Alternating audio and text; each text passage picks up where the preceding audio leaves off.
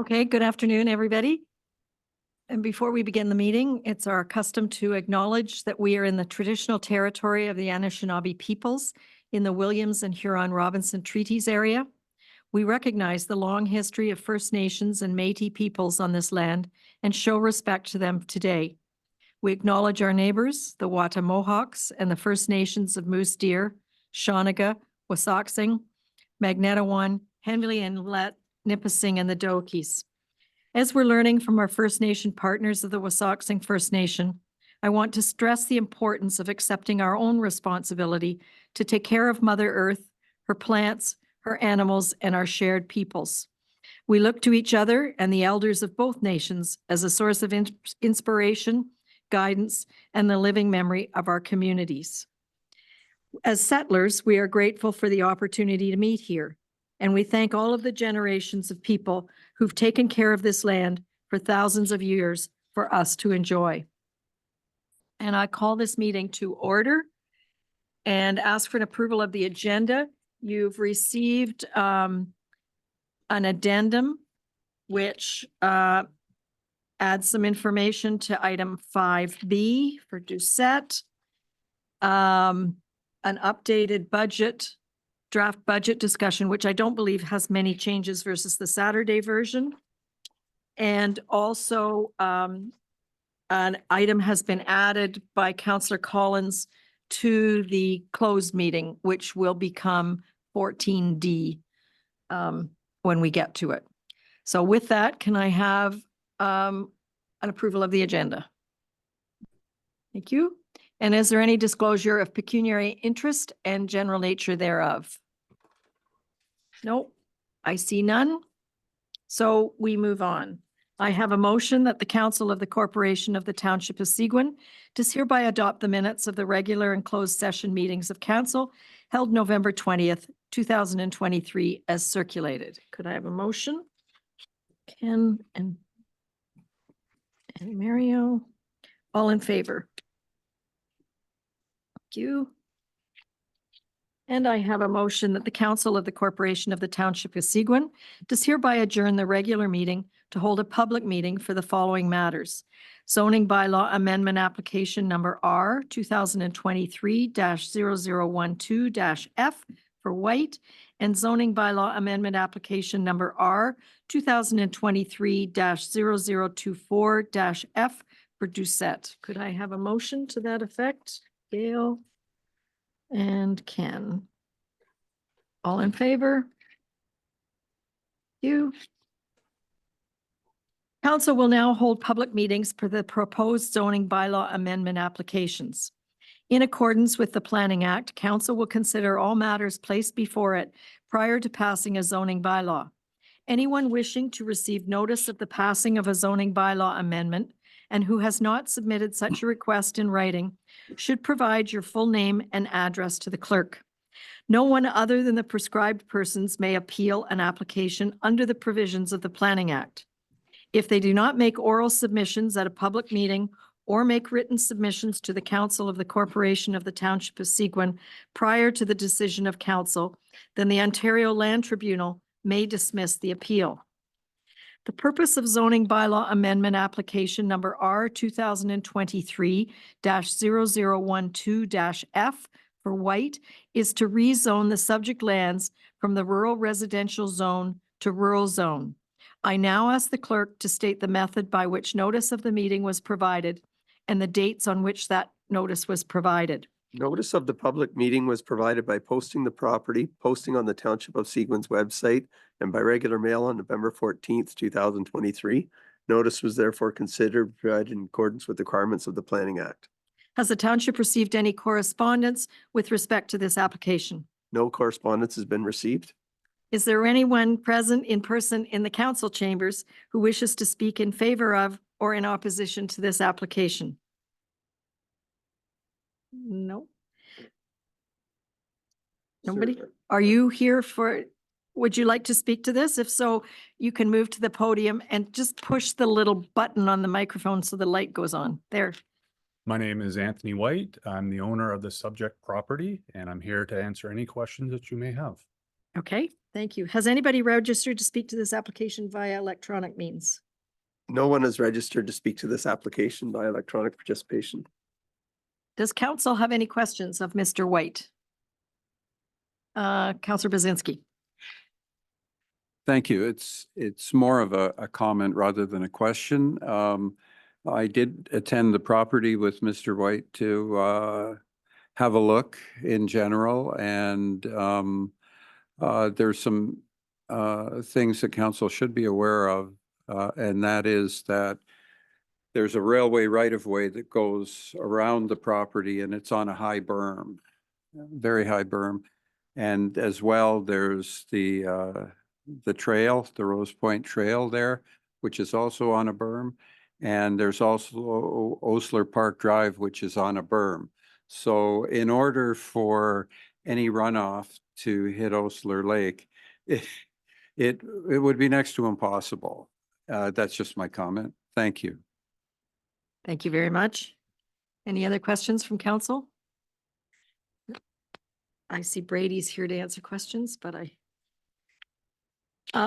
we move on. The purpose of zoning bylaw amendment application number R 2023-0024-F for Doucette is to rezone the subject lands to permit the construction of a one-story, one-slip boathouse with an attached boat part and a detached garage. I now ask the clerk to state the method by which the notice of the meeting was provided and the dates on which that notice was provided.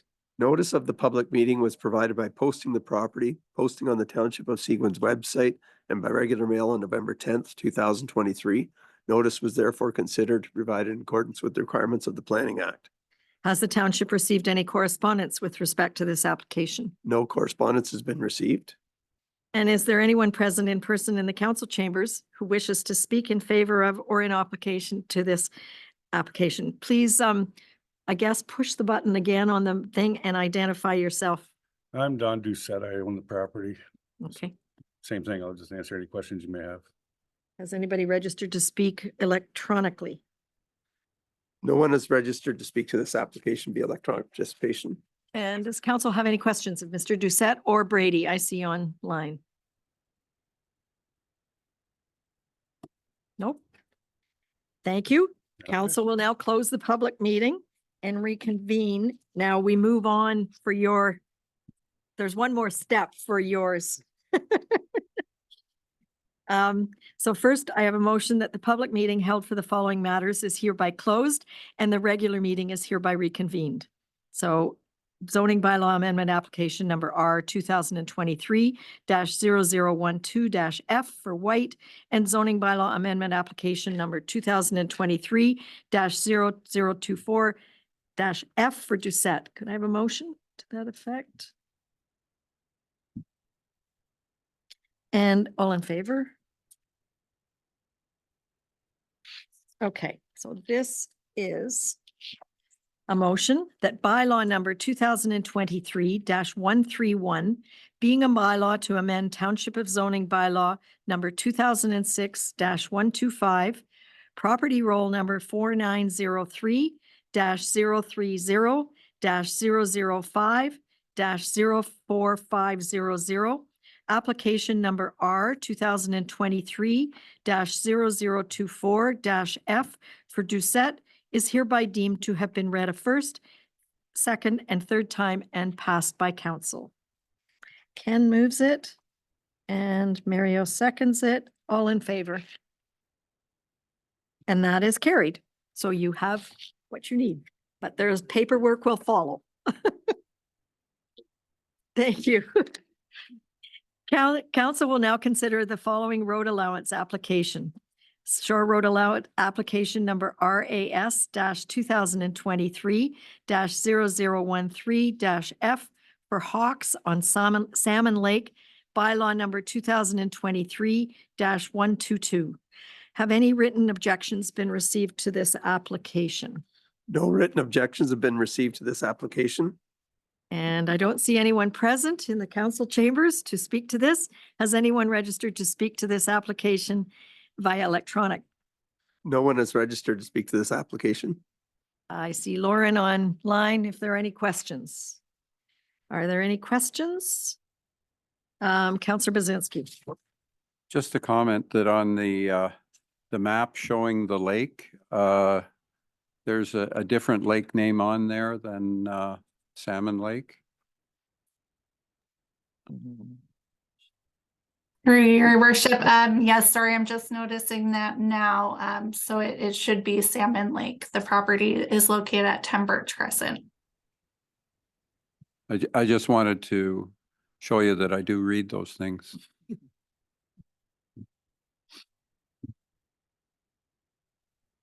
Okay, so we move on. Excuse me. I have a motion that bylaw number 2023-122, being a bylaw to close, stop up and sell portions of the original Shore Road Allowance application number RAS-2023-0013-F for Hawks is hereby deemed to have been read a first, second, and third time and passed by council. Can I have a motion, Ken? All in favor? And I have a motion that bylaw number 2023-123, being a bylaw to deem Lot 59 of Plan M316 pursuant to Section 50(4) of the Planning Act, not to be on a plan of subdivision, property roll number 4903-030-005-21100, file number D 2023-0006-F for Hawks is hereby deemed to have been read a first, second, and third time and passed by council. Can I have a motion? Terry and Gail. All in favor? 2.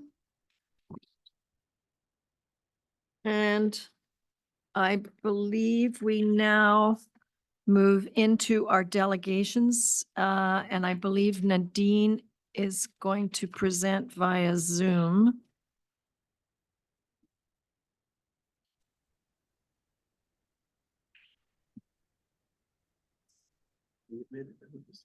Nadine, can you turn your camera on, please? There we go. So welcome, Nadine Hammond, and you have the floor. Thank you.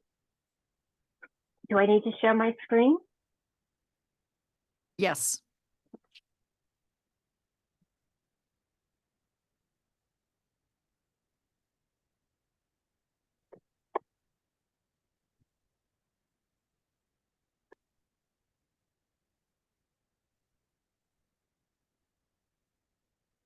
Thank you for your time and consideration. I am here today to present the West Prairie Sound District Museum's annual report, as well as follow up our 2024 request for funding. Before I get into our funding request, though, I want to answer why you should invest in us.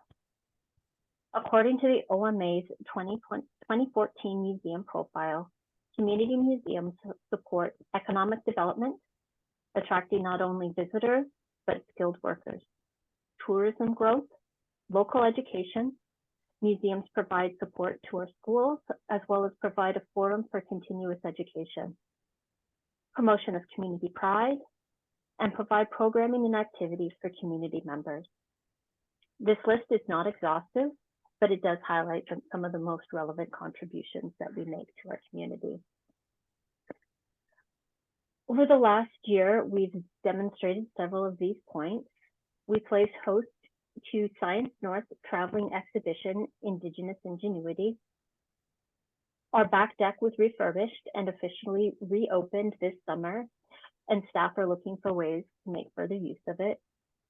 The Eroy Smith Gallery and the model train continues to delight visitors with the help of our dedicated volunteers. We've also started a YouTube channel that has been live for over a year, and we are still producing content and looking for ways to expand this program. All of this is thanks to our board of volunteer directors and, of course, our staff. We currently have 3 full-time staff members.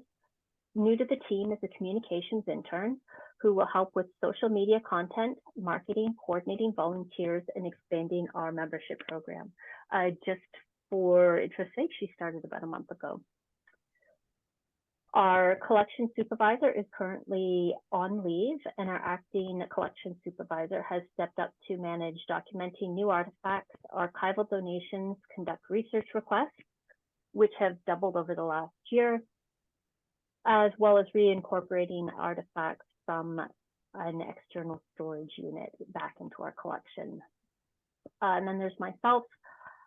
My job duties are primarily administrative, budget management, revenue generation, human resource management, facility management, as well as curatorial duties. And that brings me to the last part of my presentation, which is our request for funding in 2024. Last year, when I was presenting, I was asked by most, if not all municipalities, how we determined how much to ask for. My answer then was it was based on last year's contribution from each respective municipality. This year, we examined what each municipality gave and what our basic operation budget is. Specifically, our basic operational budget is, or at least our wish for a basic operational budget, is enough funds that can be reasonably relied upon each year to fund 1 full-time employee, cover utility costs, phone, internet, all the basics of running a museum and our facility, as well as a little extra that may be used to maintain our capital assets. From there, staff and board would use this base funding and contributions to leverage for more funding so that we can have more staff, more programming, expand our reach, so that we have a truly community museum that our communities can be proud of. So over the last few years, we have received anywhere from 0% up to 0% from our contributing municipalities. That's a percentage of property taxes. If we ask for 0.4% of municipal property taxes, we will have a healthy base budget to leverage. Therefore, this year, we are respectfully requesting an increase to $22,500 from the municipality of Seguin. This is not 0.4%. Our intention would be to use small increments to get over the next few years in order to get each municipality up to that 0.4%. Once again, thank you for your time and consideration. And that concludes my presentation. Thank you very much, Nadine. Does council have any questions for Nadine? Councillor Bazinski. Nadine, do you I know in the past there were functions, so you would host a group, say Seguin Council wanted to have an off-site retreat and discuss things, and then the museum would rent space and provide a meal and that type of thing. Do you still do that as a fundraising type of thing? Absolutely. Our rentals have started to increase. They were down after the pandemic. We now have our back deck, which can be available for renting. We have the Lions Room, and this year we are hoping to renovate what is our former kitchen. It's a perfect size for a boardroom meeting. The idea is we now have fiber internet, so we would like to create a space where we can have hybrid meetings. And that is now possible because before we had DSL and we were not able to do that. And have this space dedicated for meetings, rentals. That way it does not impinge or impede upon our ability to generate revenue through admission sales, because that's what was happening before when we rented out the museum gallery space. It was kind of a catch-22. Do you get the rental income or do you get the admission income? But yes, absolutely, we still do the rentals. Councillor Fellner. Yeah, I just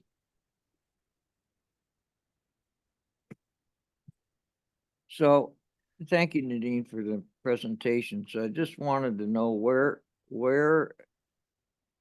So your plan is, to do the added request over a number of years, is that correct? That is So correct. this would be the initial one, and then what would be the final number you would be looking to Seguin The for? final number, what we're basing this off, are you looking specifically for Seguin? Yes, Or in total? I believe the number was around 52,000. okay, thank you. It's actually $53,012 as outlined in her letter. And I guess my second question is pertains to the ownership of the museum itself, like who's the owner of the facility? The board of directors or the museum is the owner of the building. We lease the property or the footprint of the building from the town of Perry Sound. Okay, thank you. You're welcome. Thank you very much, Nadine. As you probably know, we're in the middle of budget discussions. Yes, So your number, oh, sorry, Ted, you have a question? Yes, I do. Okay, Thank sorry. you. Yes, thank you, Mary. Nadine, our contribution to the West Perry Sound Museum in 2023 was $17,500. Mhm. And you're asking this year for 22.5, an increase of approximately 15%. Why the 15%? Or why the additional funds, if you don't mind me asking? Why do we need the additional funds? Correct. It's what we're trying to do is we're trying to create a base budget, something that we can rely on rather than every year focusing our attention on where's the money coming from. Are we going to get enough funding to, as I said, maintain our capital assets, to have at least one staff member, as well as just the basic operations of this building. So when we were looking through and doing that analysis, we determined that 0.4% of municipal property taxes would be a great base budget. It provides bare minimum for what we actually need to do in order to keep this place functional and to maintain it. From there, what we would plan on doing and what we have been doing is leveraging that income that we get from the municipalities to other grants, whether it's Ontario Trillium Foundation and the HSC internships, and using that to create program as well as to help us generate our own income. We don't want to be solely reliant on the municipalities, but the reason why we need that increase is because the cost of everything is going up. It's not static. We have a building that is 30 years old. Our minimum wage is going up. Hiring skilled staff members, that's increased. Just utility costs increase. So that is why we are asking for an increase. Okay. So basically, Nadine, you're asking for approximately 15% across the board to the other municipalities as well. Is that right? Or no, because some of it's the just over assessment value then? Yes, this is we are yes. All right. Thank you. You're welcome. Just one quick question. There's a couple of other questions here, but to clarify, to phase into the full 4% for Seguin would happen over how many years? We haven't put out that full. Basically, we would be looking at asking Seguin for an increase. The main reason we chose 22,500 is because that's what we asked for last year. We'd be happy to work with Seguin to figure out what a good time frame is. I think that is something that needs to be a discussion for what Seguin is comfortable with, what the museum is comfortable with. We are aware that everybody is struggling. So I wouldn't say it's any hard and fast rules. Okay, thank you. Councillor Bazinski. Have you looked at any other sources of funding? Like, are there any provincial, federal grants that might be available? Specifically for operational? Uh, yeah, that's a tough one, isn't it, for operations? I guess for capital, it's much easier to get funding. Yes. There isn't. Yeah, so for capital, there's capital and then there's programming. For both of those, yes, there is funding sources out there. In terms of operational, there is very few funding grants out there. There is CMOG, which is Community Museum Operating Grant, which we do apply for and receive every year, and that is $13,000. During COVID, there was plenty of operational grants to be had, and we did make full use of applying for those. However, those are not as abundant as they were during the last few years. Just as a follow-up,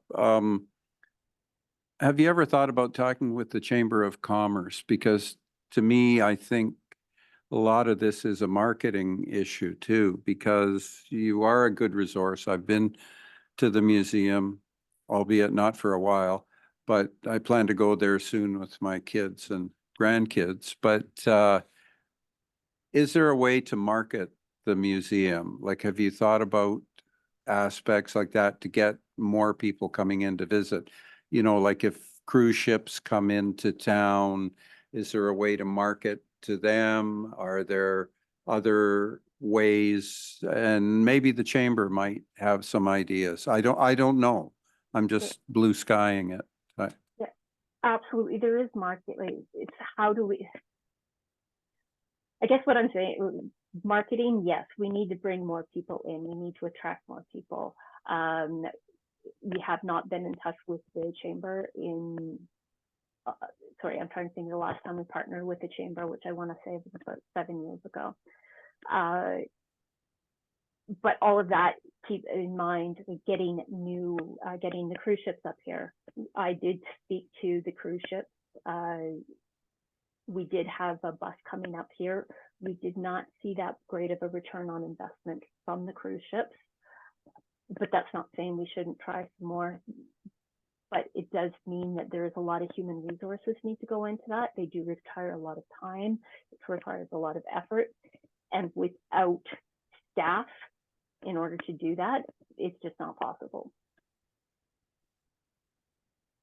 Thank you. But you have a marketing intern this year, correct? Correct. And that's for how many months that it's per salary is paid for? It is, she'll be with us for a year. So she started in the end of October. So she's been with us for just a little bit over a month, and she'll be with us until the end of October of 2024.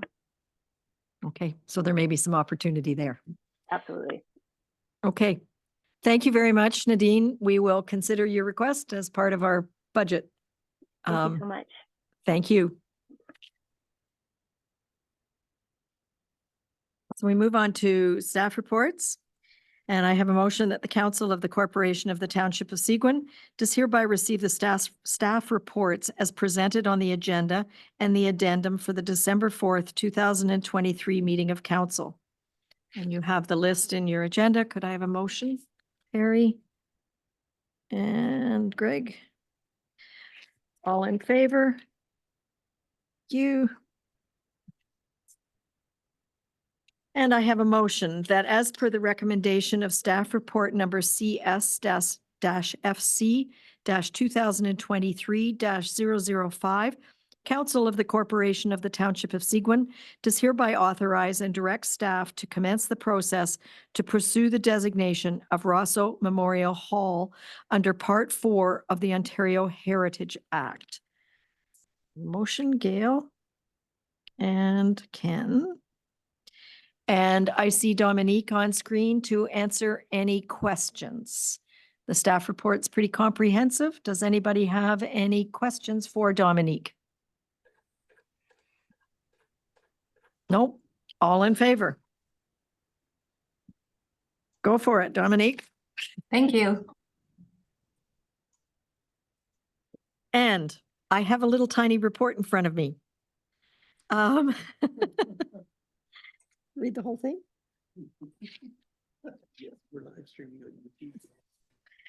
Bear with me. I have a motion.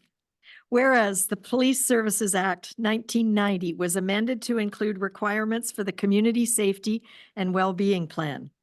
And whereas all municipalities across Ontario were instructed to develop and adopt a community safety and well-being plan in partnership with stakeholders and groups that are active in delivering services within their community.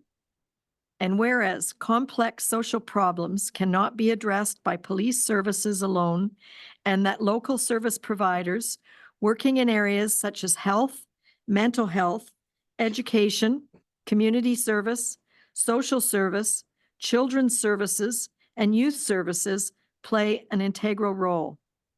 And whereas too often information and service silos are created, which limit response effectiveness, providing an inadequate service that does not take full advantage of available resources. And whereas an advisory committee was formed in the West Parry Sound area that included various agencies and community organizations to understand the issues that residents of the West Parry Sound area are facing with regard to safety and well-being. And whereas the committee developed a West Parry Sound area community safety and well-being plan, a multi-sector approach to community safety and well-being. Therefore, be it resolved that the Council of the Corporation of the Township of Seguin does hereby adopt the West Parry Sound Area Community Safety and Well-being Plan attached to this resolution as Schedule A. Could I have a motion from Ken? And seconded by Greg. And I see Sean ready to answer questions. It's a very comprehensive plan. I know it's been in the works for several years. So Sean, do you want to speak to it? I think your introduction to it was pretty covered basically everything. So it's just a plan that was put together through the fire chiefs were asked to look at this. So Gord Harrison out of Carling as the fire coordinator took the lead on this to just create the document with a working group and put together the plan and work with other community groups to get agreements together for utilizing them in the event they're required. So it just makes our job a little easier if needed. Just a question. In terms of the next steps, who will form things like the Youth Advisory Council and the Seniors Advisory Council, and how do they get picked or appointed or whatever? So that I'm not too sure on. I imagine it'd be the working group that would look at how all of these groups get picked, but the CEOs could be involved with that as well. Your worship, Fire Chief Carroll just hit the nail on the head. The CAOs, once these are adopted, the CAOs will be having a look at the actionable items that we can help facilitate in the near future. So there'll be more reports coming forward from the West Parry Sound CAOs. Any, Councillor Bazinski? On page 12, under poverty and economic development, it talks about the West Parry Sound Economic Development Collaborate, and I think there will be future discussion after this item about that particular function. So there may have to be some revisions to the report. Go ahead.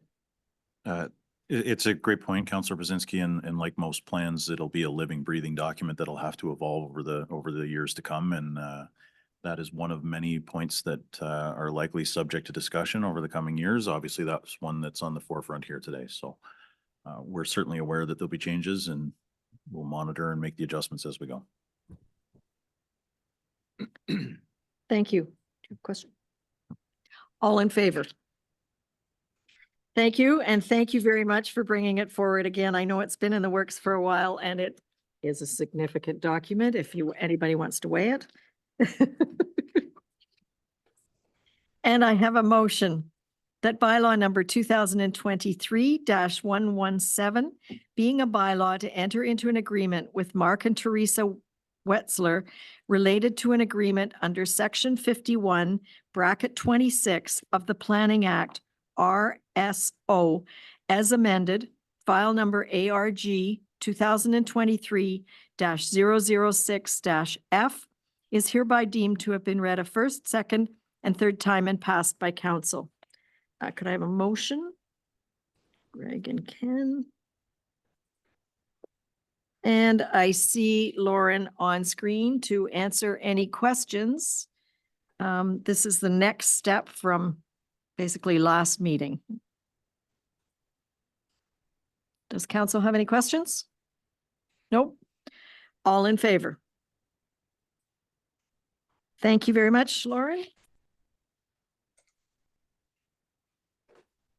Okay, we move on to item 9, which is the 2024 draft budget discussion. You've received replies to many of your questions, and I will turn it over to you or to Michelle. I'll happily start, Your Worship. Wanted to thank council for your questions and feedback. Over the last number of days, we've been compiling responses, and of course, I've gotten this addendum item out to you. By no means was the intent of that report to highlight all of the things that may or may not need to be discussed, but at the very end, there was some sections there, section added that just sort of identified some key findings from your feedback. We're here, Michelle and I are both here to assist with any further questions or comments. But we would like to hear from council if there's any further direction as we consider the future meeting on December 18th, where we were hopeful to bring this to council for approval in principle. Can I just ask a question on the library funding? It's my understanding that we moved the library and all staff, for that matter, onto the salary grid after the compensation review, and that was implemented in September for the key people. So we have to take the salary portion out of any recommendation to split anything by 50%. It's already been paid or implemented. Is that correct? That is correct, Your Worship. I highlighted this in the memo that was sent to your attention earlier today and over the weekend. As council will recall, the direction provided for implementation of the compensation review results was to have a net impact on the tax rate to be approximately 2%, and as highlighted, the impacts including all staff, all changes to the salaries or including things like the public works conversion numbers, all things included represents a 2.16% tax rate impact. And those actions have been undertaken and have been implemented. Thank you. And so if I go to, don't you guys, your page numbers drive me nuts. You need page numbers. But if I go to the last page of your summary, I think you're asking some very specific questions of council that we should provide staff with direction on. So if we just go down the list, we need some council direction on this final list. Muskoka Watershed Council requested $10,000, and I see a recommendation here to potentially give them 2. And 2 is in fact our maximum, isn't it, Michelle, for most funding groups? No, the grants and donations policy provides for a maximum of 3,000 per group. Okay. Are people comfortable with the 2 that's recommended here? Okay.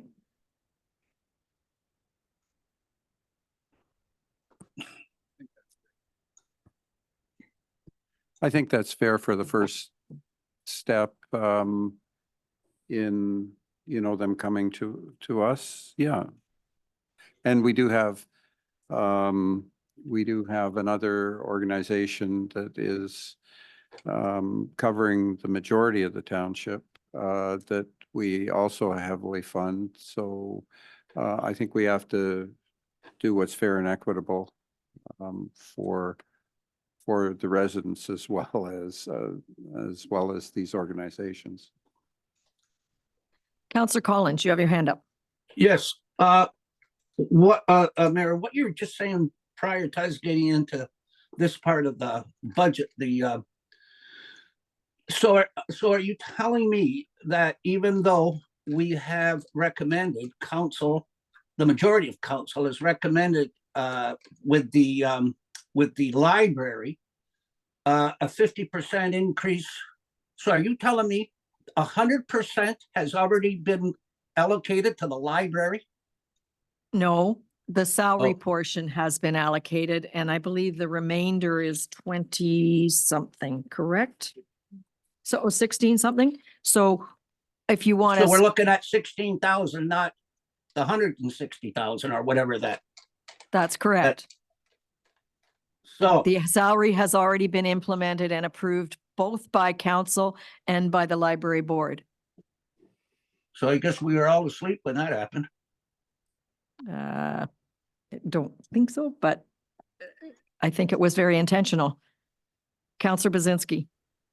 I think though that what's been approved is still within the limit that we had set for total budget. So I'm comfortable with it in that it isn't going to cause an increase to the amount of taxes.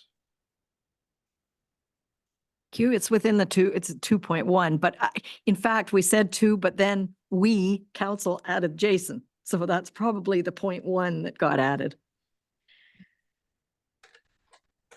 So if we move on to the next question, which is the Economic Development Collaborative, you really kind of got the cart before the horse in the order here, but we did discuss it at the last meeting, and there is a resolution coming up further in the, so as I understand our recommendation, it would be good to 0, but I did also see an increase in our committees. And Michelle answered one of my questions that the biggest increase is in fact on the business committee. So perhaps the reduction from the 12.5 could help fund the business committee if they're supposed to be tackling some of the economic development. Whether you move the money around or not, there is some new funds there. And I guess one of my questions is going to be at the economic development meeting of the 18,000 that's still in the budget. Do we get any of it back if we drop out? I don't know the answer to that, but it's a question I'm going to ask. Well, that's Councillor Collins. part of the discretionary numbers, correct? No, our committee budgets Chino- are out. No, our committee budget. Chino Economic Development is $12,500. It's under discretionary, correct? Yes, but Oh, if we pass okay. the resolution later today, it'll become 0. Correct. So then we just had the museum.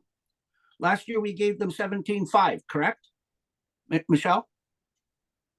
Right. And That's correct. And they were asking for a little bit more money. The CBDC, are we still going to give them $4,000 because that's all part and parcel of economic development, which is a separate entity. So, and then of course you have the chamber as well. So when you actually total those 3 up, what we were doing in the past, we had economic development. We were giving money to the CBDC of $4,000, the chamber of $5,300, and the economic development casino for $12,500. And now we've also in the past gave under discretionary donations to the Stocky Center. Okay, $59,500. Aren't we going to? I think this should be discussed as a council, before we just rubber stamp the $4,000. And the 59,500 and the 5,300, and I mean, this should be under discussions right now. This is why we're here discussing the budget. Those are all And valid these are questions. discretionary, these are discretionary items. So can you make a suggestion, Ted? Okay, CBDC, 0. As we have declined CINO, then the CBDC should be 0 as well. The chamber, when they were here asking for money, does anybody recall how much they were asking for at the time? When they had their 5,390 is what they So asked that's for. the same as we gave them last year, so that's fine. Okay, and like Mario was suggesting to Nadine that they could be having a collaboration together with the new economic development officer or the marketing end of it. What about the Stocky Center? Why are we always rubber stamping that at almost 60K? So that 59.5 Yeah, includes the 30,000 that we give for grants and donations. It includes the 14,500 for ice cap that council has committed to. It includes 10,000 for the Stocky Center, and that's what the Stocky Center has requested again this year. okay, so Stocky Center's just 10,000 out of that, right? That's correct. Okay. So, and where's my planning? A lot of pages.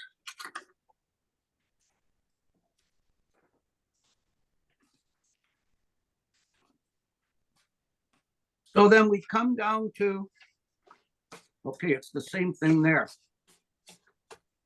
Under economic development in the planning section. Okay, the 12.5 is also there, the CBDC of $4,000, the Chamber of Commerce, okay, and then you add the municipal airport and the Perry Sound Industrial Park. So the municipal airport, the industrial and the industrial park are separate entities, or? Yes, so the amount that's paid to the industrial park is what we pay for the use of the sewage lagoons up at the industrial park north. I'm sorry, It's the industrial park in McDougall for sewage. It's not the industrial park at the Perry Sound Airport. oh.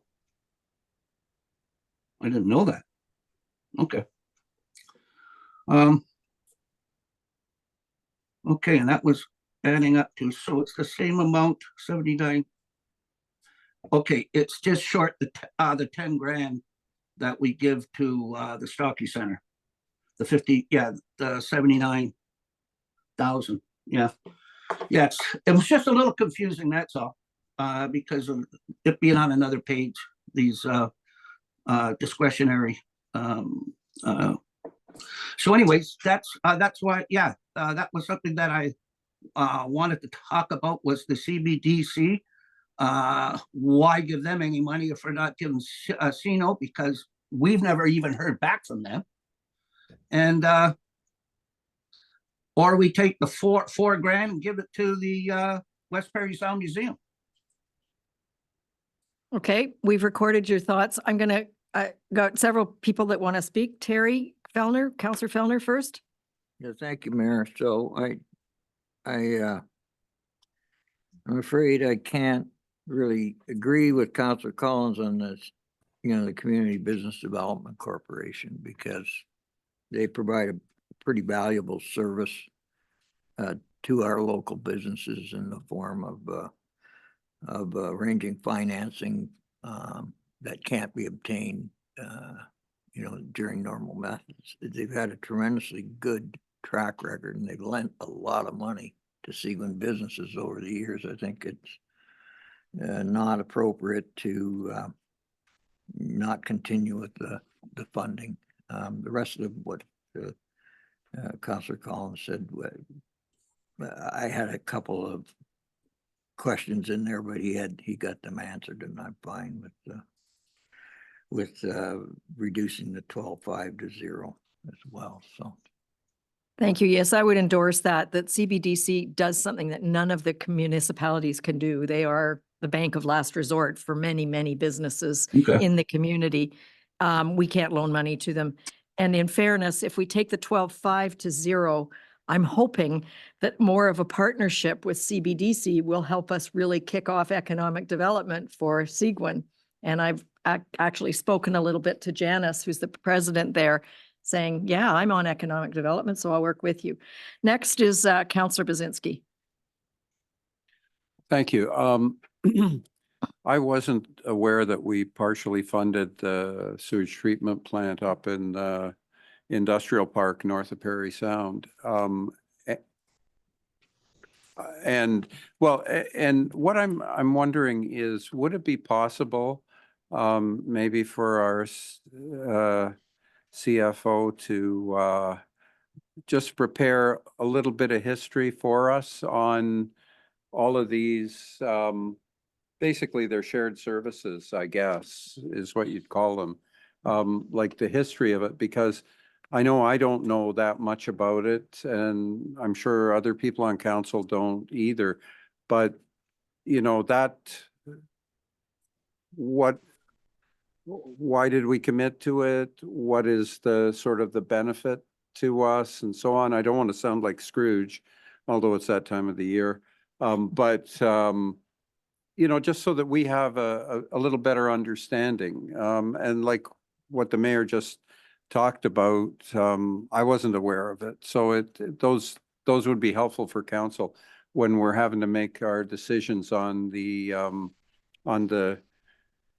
discretionary and maybe some of the non-discretionary aspects. I mean, you've done a great job, Michelle, on explaining so much on the budget. Maybe we're starting to ask more questions now because we're getting a little bit of knowledge, but I think it would be helpful just so that we have a better understanding of the history of all of that. And so I can explain a little bit about the industrial park right now. okay. There is a sewage lagoon in the industrial park north of town. All of the municipalities in West Perry Sound contribute to that sewage lagoon. And what it does is it allows our ratepayers and contractors working for our ratepayers to dump the sewage there after you have your septic tank pumped. And does it cost, like, is there a tipping fee? No. This is what pays for it, is the municipalities putting this money in to maintain that sewage lagoon. So you mean the contractor that pumped out my septic tank on the island and said that a percentage of the funds was a tipping fee? Maybe is. I don't know where your contractor Okay. is taking it, but Oh yeah, no problem. Yeah. So that's Mhm. great. Great. I appreciate that understanding. What I'm hearing, I'll get to you, Ken. What I'm hearing a little bit is that as we go through the many pages of the budget, there are chunks of donations, some of which are annual contributions, like the Stocky Center at 10,000. We've been doing that forever and a day. And some of them are totally discretionary. I think if you could give us a list of all of the other organizations that we give to, which ones are kind of set, like the Stocky Center and the Lagoon, and which ones are completely discretionary, and maybe even put what their ask is beside it. Because, for instance, we got a $22,000 ask from the museum, up from 17. What do we end up giving them? It's variance versus what their ask is. Same for Muskoka Watershed, for instance. I think I would find it helpful if it was all in one place. so there is the one page that's in the budget, and that's the one that Councillor Collins was referring to, that's the 2024 levies and external allocations. Mhm. And those are all of our external allocations. I did not have a lot of asks before this was completed, but I can definitely insert that column if that will But- be helpful. Yeah, I think so. And the list that Ted is referring to, I think, I don't know whether I'm using the right word, but some of them are kind of ongoing annual commitments. Like the Stocky Center expects 10 grand from us, but some others don't. So Yeah. I don't know The what you, Stocky Center still does send in a letter, and they do provide all the information the same way that all of the other grants and donations do. I just received it on November 30th. So again, I can pull that out, that if that would be helpful for council. I think so, just to put Okay. it all in one place. And Counselor Adams, you have your hand up. I just wanted to say I agree with Ted Collins of putting, because I know the museum has asked for 22.5 in prior years. And if there is extra, if they possibly get that 22.5 this year, because it is costing them more. Let's see the combined list, and you want to talk to this before we keep going down your list? Just quickly on the museum, your worship. Last year, the museum asked for 22.5. Council approved 17.5, I think I'm looking at Michelle to nod and confirm, yes. The ask again this year is for 22.5. Seems as though there may be some room to accommodate that. I did want to just quickly bring to your attention the progress that the museum is looking to make over the next couple of years with that request of 0.4% of our taxes. And Michelle was kind enough during this meeting to do some quick calculations and send it to me. Where they're going, or where they're attempting to go at 0.4% of the municipal tax rate only represents $56,700 approximately.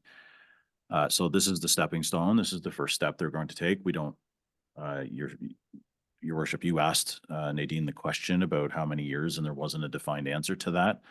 But I just wanted to raise that awareness that the museum currently funded at 17.5, sounds like we're considering 22.5 with a target that they're working towards with the 0.4% that they've established as nearly $57,000 is where they're headed.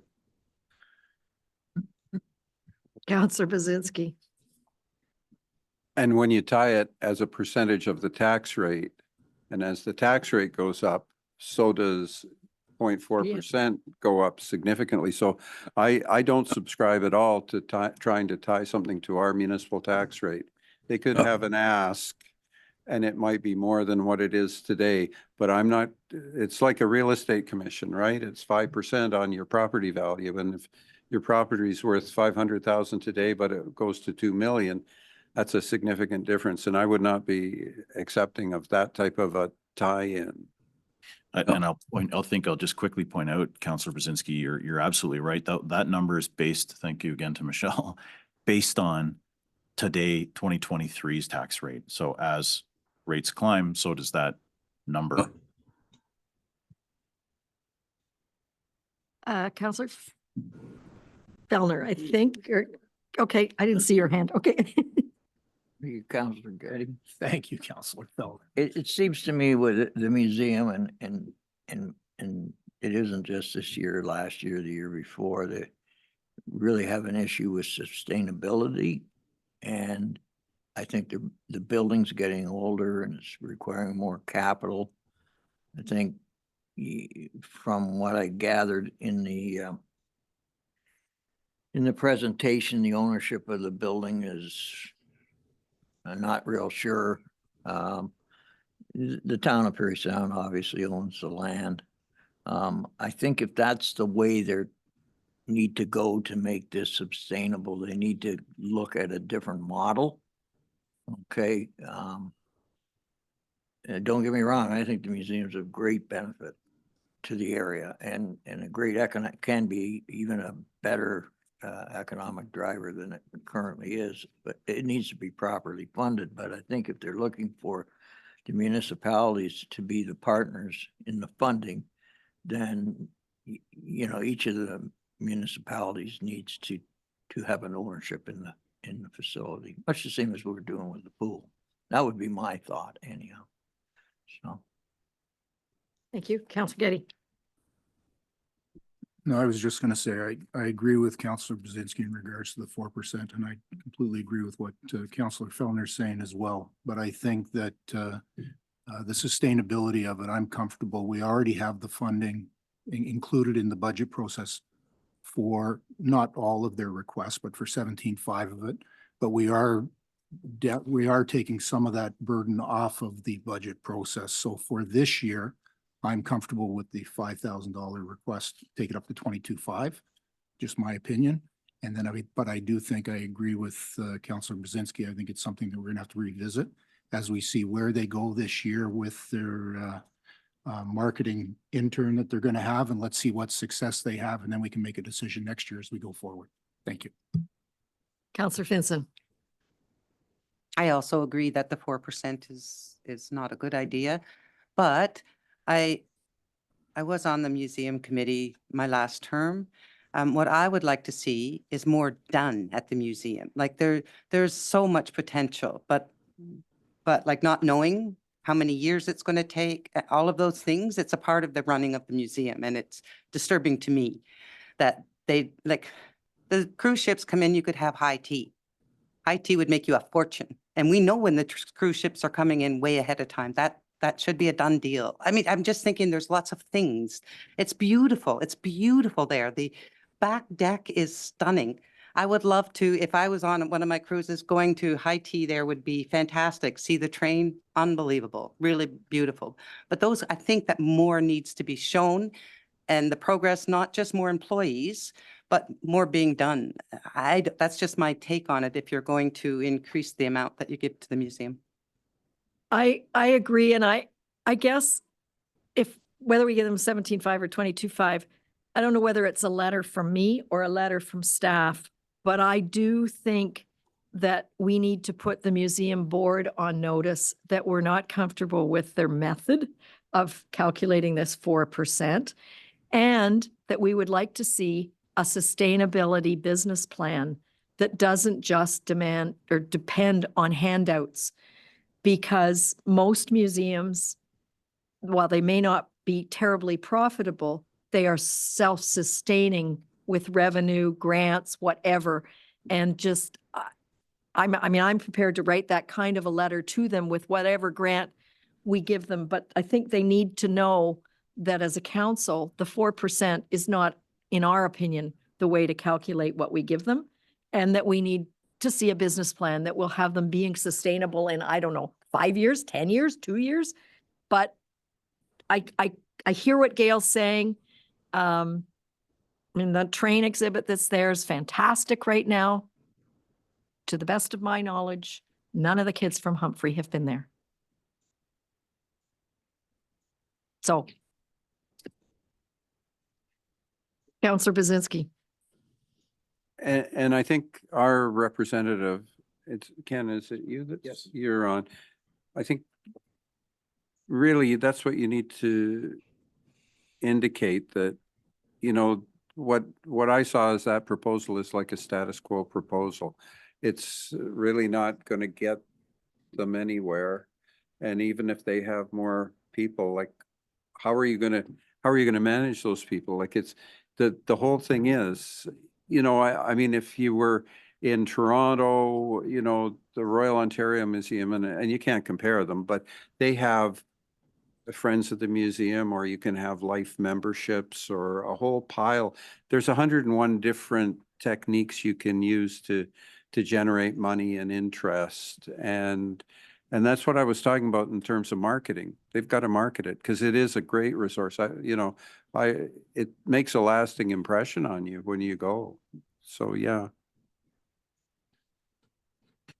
Thank you, Worship. Just quickly wanted to note, we keep referencing a 4%. It's not 4%, it's 0.4. Oh, is it okay? Just for the record, I just want to make sure we're all clear, because 4% would be astronomical. Councillor Adams. No, I agree. There's a lot. I agree with Gail. There is a lot more they could do there. Especially now they got that front deck done. It's beautiful. It looks great. And I think there is more stuff they could do there. If there's anything you want me to bring to the meeting, I will certainly bring it and present it to them. Okay, well, maybe that's the way to take the message from council, is that the percentage, whatever the percentage is of tax base, we don't necessarily feel that that's the way to do it. And we'd like to see a business plan to create sustainability. If I could just add, it may be too, I mean, that they don't have the staff there, the critical mass to get this thing rolling. And I'm not suggesting we offer our staff for a significant amount of time, but we have a lot of smart individuals on staff here that understand communications, public relations, and so on. And would it be possible for, through Ken, maybe to reach out and say, you know, if you'd like some help, because it may very well be that this lady is the only person that has the critical mass and she's trying to do a whole variety of things like, and I'm not trying to commit our staff for humongous amounts of time, but at least if they could point the people in the right direction. Well, that's their job. Councillor Brzezinski, I think it's an interesting point. It actually was, before you started speaking about it, it was on my mind that, you know, in my 3 years here with the township, I've seen Nadine on a screen 3 times, making 3 different budget asks. I've never received a phone call, never had an invite, never received a phone call seeking assistance. You know, and if that was the case, you know, in fairness, we are one of a number of municipalities that contribute, the 7 municipalities of West Prairie Sound. So it doesn't just have to be that Seguin could provide assistance. It can be that West Prairie Sound municipalities can provide assistance if they're having a critical mass issue with getting work done, getting ideas on the table. We'd be certainly willing to sit down, have a conversation with them and see how we can help and how the collective of West Prairie Sound can help support the museum. Councillor Finson. I did offer when I was on that board to volunteer for 3 days a week for as long as they needed me. And I was told that I wouldn't know what to do. That's what I was told. I volunteered 3 days a week because I had no other jobs except the council. So I was told no. So I was told I wasn't welcome. I think we've got some significant input for you to take back to the library board. We need to tell staff what number to put in. Am I hearing consensus at 17.5 or 22.5?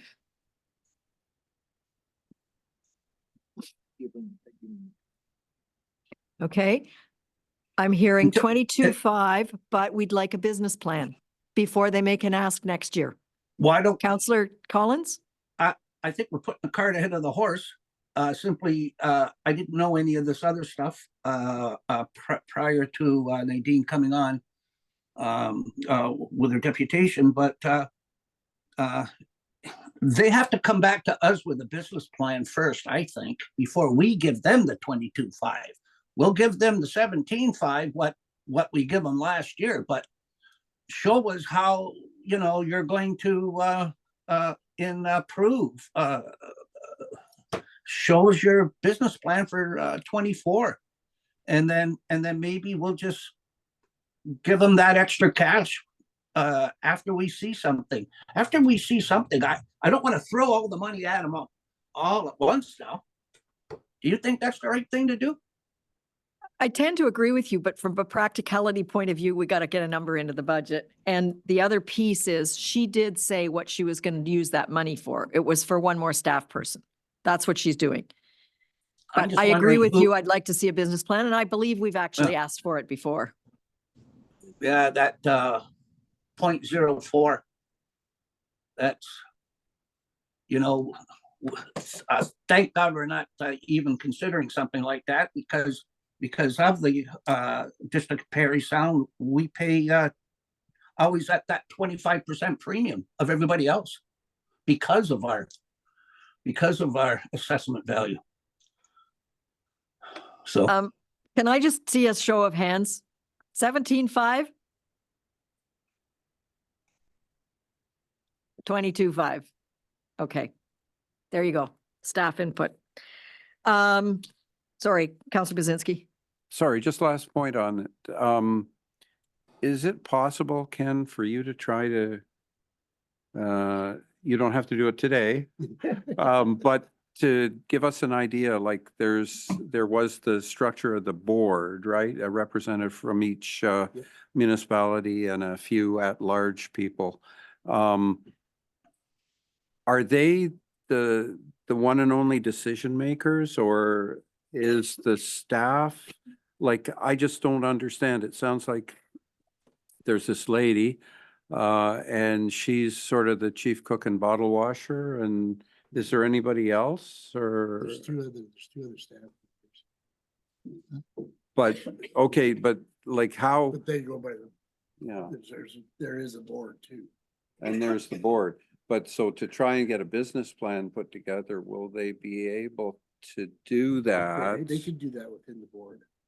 Okay, all right, I think maybe, they could do that within the board. okay, and maybe as a board member, you could, from council, suggest that we'd like to see that, and that, Yep. that'd be great. I will. Counselor Getty. Sorry. My only comment was we are spending a lot of time trying to figure out how to make the museum work, and we're supposed to be reviewing budget submissions. So Yeah. I agree, we come up with the 22.5, and I agree that it's important. I do think we should bring it back, like you said, but can we, there's a lot of stuff that we have to get through. Thank you, Counselor Getty. Point 3, I think there was unanimous support for moving the 2 public work contract people to full-time. I believe that's already in the numbers we've got, isn't it, Michelle? COLA, excuse me, stays at 3%.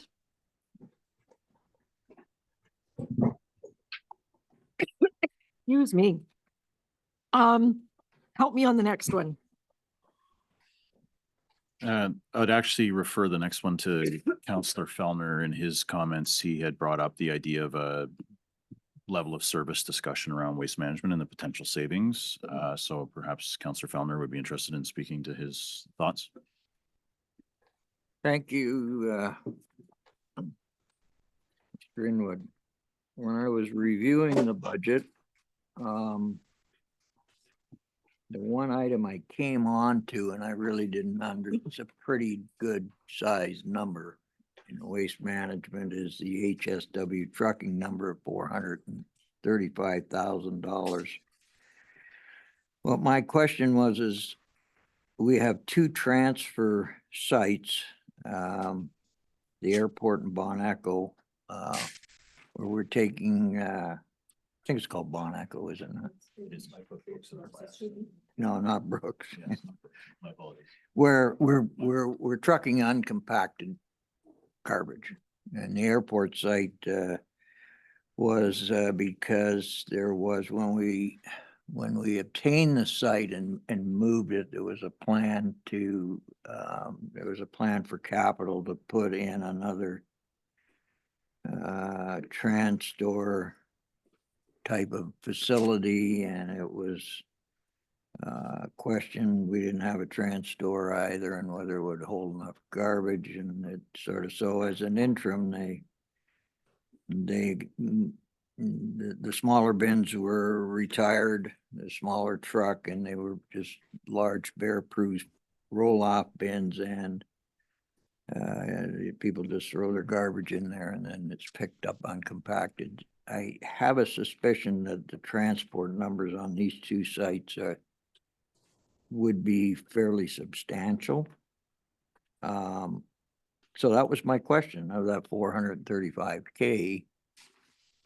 How much of it do we feel is to service the airport in Bon Echo with uncompacted waste? Both recyclers, all the waste at airport. I'm not sure about the other site, but I know there's no compaction at all at the airport, either on recycle or on household waste. So not looking to put our Director of Public Works on the spot by any means at the last minute, but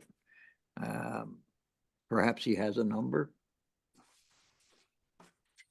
Hello, Tom.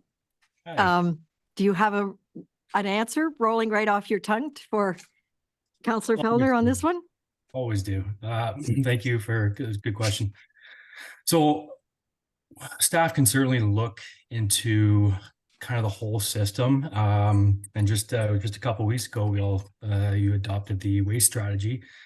And one of the recommendations in there was actually to review our infrastructure, not per se our sites, but it is something we can certainly look at, get the numbers. It is a big number to Bon Echo and the airport.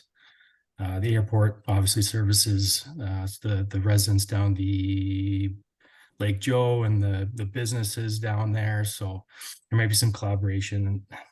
There's some work to do to get a final number. This is what I'm getting, and business case or something or justification on how we can address your question.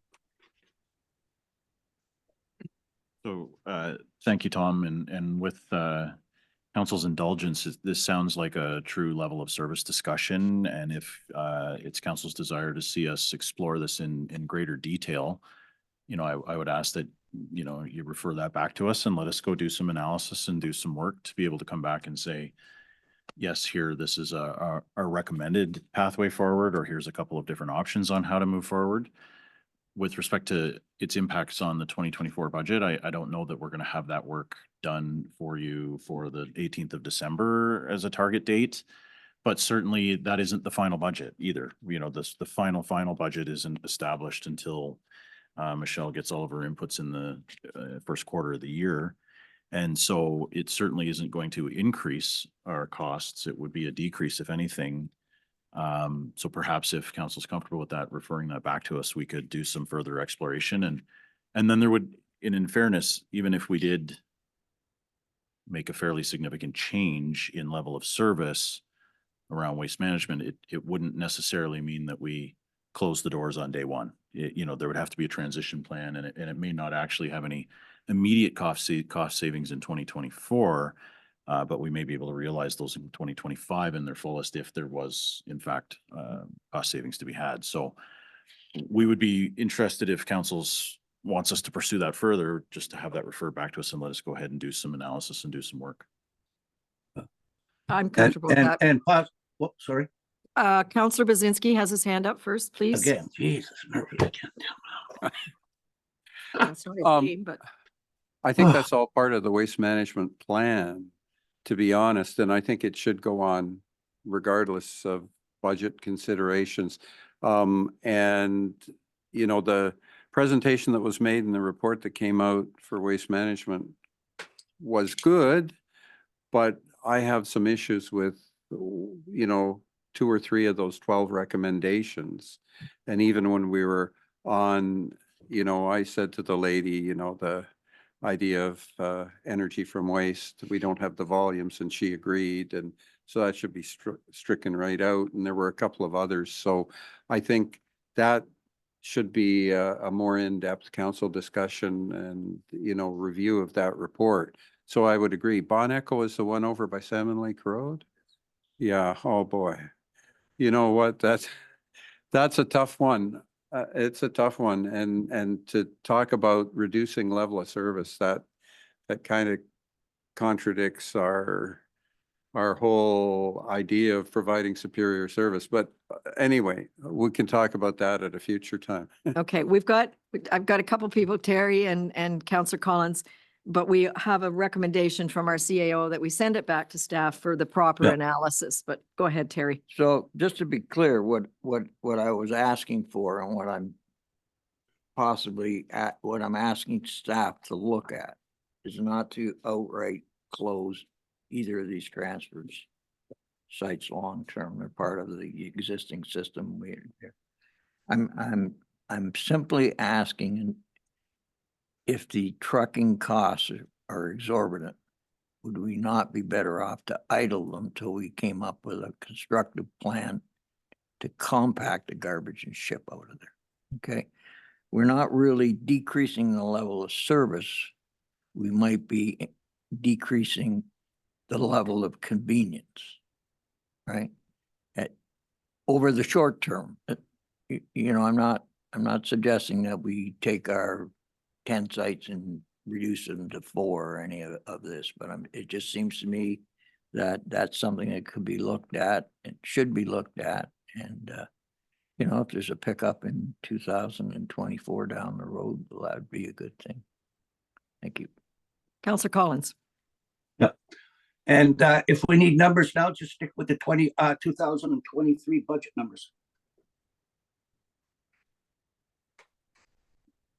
In other words, 370,000 versus 435 until we hear back.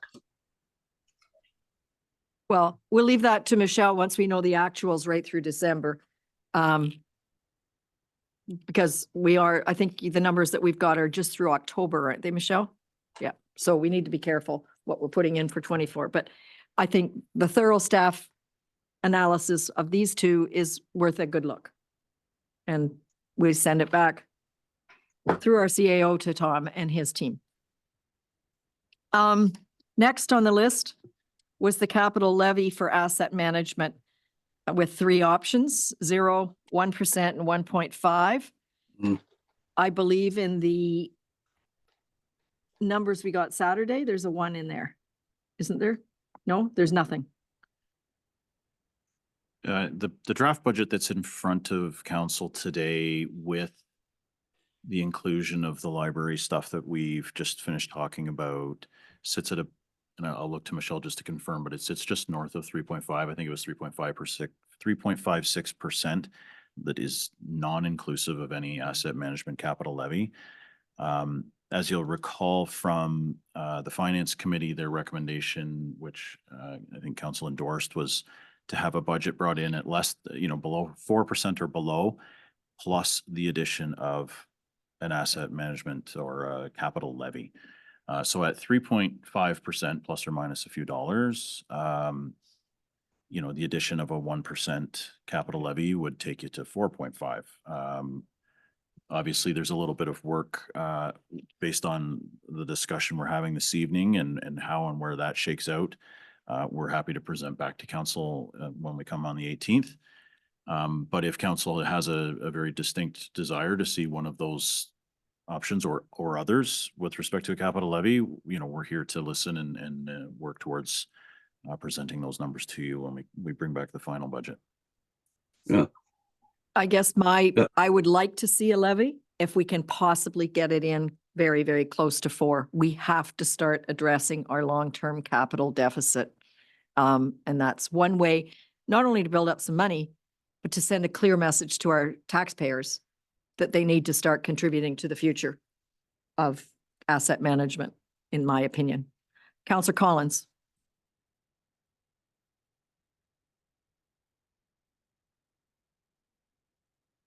Councillor Collins, you have your hand up, but I think you're on mute. Yes, I was. Sorry about that. 1%, for sure 1%. Like 1%'s a no-brainer. I'm thinking more of a 1.5% because we got caught with our pants down at the airport, cost us an extra $1 million over budget, and we didn't have it. We had to go to our savings to pull out that kind of cash, and to have something that's already we're contributing to asset management. I mean, is 0.5% is probably the most prudent number we could make for 2024. It'll put how much, what would that represent in cash, Michelle? If we put in 1.5% to infrastructure reserve? That's 216,000. 216,000. That adds 1.07% to the combined rate. That was 1.5 you just said, right? That's correct. 1.5 on the municipal is represents- 1.07 on the combined. Yes, which 215, did you say, or 215,900. Yep. Okay, 259,000. That's something that we need to look at because our infrastructure for sure is not getting any better. We've got we have a lot of old buildings, and just for an example, I know we're putting a lot of money into the Rosso Memorial Hall, but the Orville Community Center is 34 years old. It's not getting any younger, and so I think this is a prudent choice to make a 1.5% contribution. And like I said, look what happened in the past. Airport runway over budget, $1 million. And it's still not over yet. Right? Thank It's you. not over yet, is it? Councillor Getty. Thank you, Madam Mayor. Thank you for acquiescing there, Councillor Brzezinski. Sorry, and just a quick question for Jason. On the area staff, we need to hear further direction. The Public Works request, I don't see it there. Is that on the table? Because the 3.52 doesn't include that over the overall tax increase. So in regards to if I can just ask a question of Michelle then, because it's not on your list, that's why. The inclusion of the two conversions is built Yes. into this budget. Yep. The addition of two new staff and the associated truck are not Okay. included.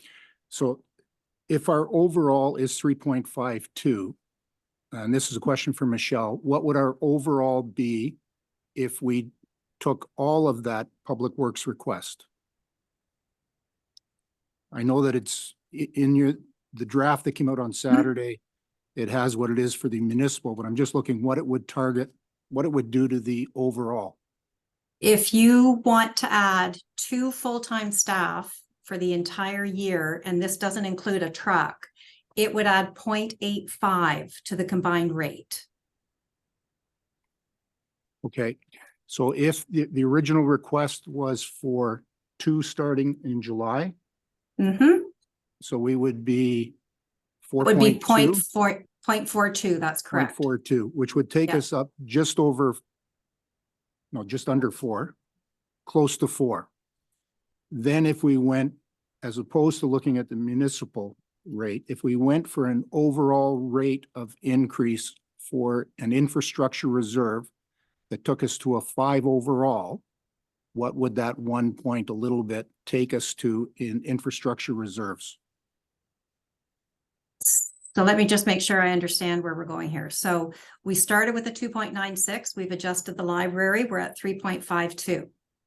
Yes. Right? We've added, you want to know how much it would be to add the 2 full-time staff in July, and then what the balance would be that would be available for an infrastructure contribution. Yes. Okay. With 1 no minute. truck. With no truck. With no truck. Okay.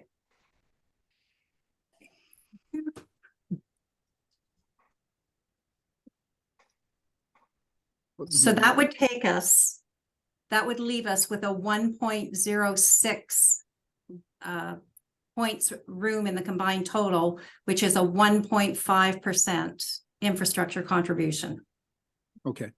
If we took the request as it stood with the 2 on July the 1st and a vehicle, what does that leave us?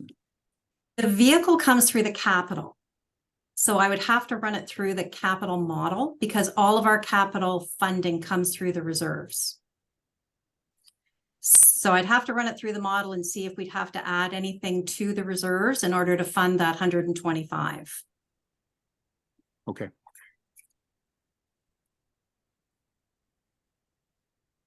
Thank you. Councillor Brzezinski has his hand up, but I'm not sure we resolved yours. So let's hear what he has to say and come back. So first off, I'd just like to ask our CAO if how the donations are going for the Rosso Hall. I don't currently have an update available, but we'll advise you Yeah, I know. at a later date once I do have some more detailed information. Okay, because I was just thinking that if fundraising for the hall went very well, maybe some of that money could be taken out of the budget. I don't think would there's any fundraising actively happening yet. Oh. That needs to happen with a fundraising committee. Okay, And the other piece that we know about is closed. yeah. Counselor Fellner. Thank you. Michelle, do you have any idea on the levies? The traditional levies we pay, Belvedere, DSAP, OPP, what is the dollar amount of the increase that you budgeted for combined? Do you have any idea what that number is? I do. Did I miss something here? I printed a lot of no. sheets, but I might not Yep. have printed the right one. Give me one sec. It's about 165,000 for DSAB, the increase for DSAB, Belvedere, EMS, the health unit, OPP, and MPAC. Those are our traditional legislated external levies. Right. Okay, so we, just based on past history, we guesstimated 165. That's Okay. correct. We have received our actual levy from the OPP. It went down. Oh. And the estimate from EMS is 3.85. Okay, so I guess what my question was is how, I agree it's important to get this, this capital reserve going, sooner rather than later at least. But I guess what my question was is would it be a logical thing to do, and there's rumors, maybe a couple of at least one of the other levies asked might be less than what it was last year.